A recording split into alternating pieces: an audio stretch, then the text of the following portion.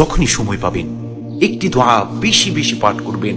যে দোয়া যদি আল্লাহ রব্বুল আলামিন একবার কবুল করে নেন, তাহলে বান্দার দুনিয়া এবং আখিরাতের সকল প্রয়োজন, সকল চাহিদা, কামনা বাসনা পূরণ হয়ে যাবে। এত ফজিলতপূর্ণ, এত মর্যাদাপূর্ণ এই দোয়া। সুবহানাল্লাহ, সুবহানাল্লাহি ওয়া বিহামদিহি, সুবহানাল্লাহিল আযীম। সেই দোয়াটি হচ্ছে আল্লাহুম্মা গফিরলি ওয়ারহামনি ওয়াহদিনি ওয়াআফিনি ওয়াজবুরনি ওয়ারযুকনি। দোয়াটি আবারও বলছি, আল্লাহুম্মা গফিরলি ওয়ারহামনি ওয়াহদিনি ওয়াআফিনি ওয়াজবুরনি ওয়ারযুকনি। হে আল্লাহ, আপনি আমার গুনাহগুলো মাফ করে দিন। মালিক রে, আপনি আমার উপর রহমত নাজিল করুন। ওগো মালিক, আপনি আমাকে হিদায়াতের পথে, সঠিক পথে পরিচালিত করুন। আমাকে হিদায়াত দান করুন।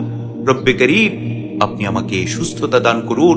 ওগো আল্লাহ, আপনি আমাকে সকল প্রকার বিপদ আপদ থেকে, বালা মুসিবত থেকে হেফাজত করুন। মালিক রে, আপনি আমাকে রিজিকের বরকত দান করুন। আপনি আমাকে রিজিক দান করুন। কি চমৎকার দোয়া! কত ছোট্ট দোয়া, কিন্তু কত ফজিলতপূর্ণ দোয়া। সুবহানাল্লাহ, সুবহানাল্লাহি ওয়া বিহামদিহি, সুবহানাল্লাহিল আযীম। রাসূল আকরাম সাল্লাল্লাহু আলাইহি ওয়াসাল্লাম দুই সিজদার মাঝখানে যখন বসতেন, তখন এই দোয়া পাঠ করতেন, আল্লাহুম্মা গফিরলি ওয়ারহামনি ওয়াহদিনি ওয়াআফিনি ওয়াজবুরনি ওয়ারযুকনি। হে আল্লাহ, আপনি আমাকে মাফ করে দিন, আমার উপর রহমত নাজিল করুন, আমাকে হিদায়াত দান করুন, সঠিক পথে প্রদর্শন করুন, আমাকে সুস্থতার নিয়ামত দান করুন, সকল প্রকার বিপদ থেকে আমাকে হেফাজত করুন, আমাকে রিজিকের বরকত দান করুন। কি চমৎকার দোয়া! সুবহানাল্লাহ, সুবহানাল্লাহি ওয়া বিহামদিহি, সুবহানাল্লাহিল আযীম।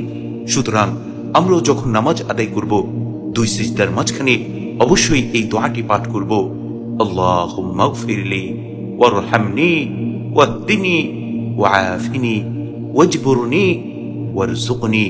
এছাড়াও যখনই আমরা সময় পাবো অবশ্যই এই দোয়াটি পাঠ করব, কেননা এই দোয়ার মধ্যে বান্দার সকল চাহাত, সকল প্রয়োজন, সকল চাহিদা নিহিত রয়েছে।